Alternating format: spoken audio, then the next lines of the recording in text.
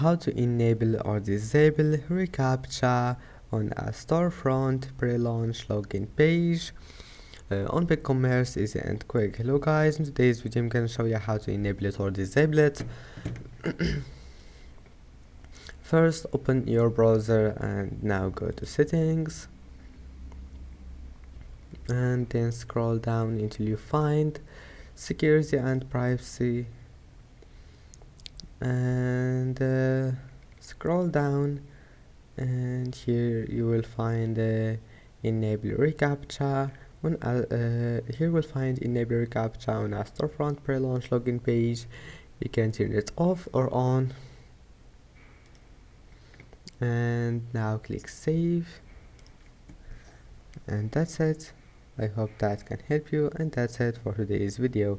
Don't forget to like and don't forget to subscribe, and thank you for watching this video until the end, and see you in the next video.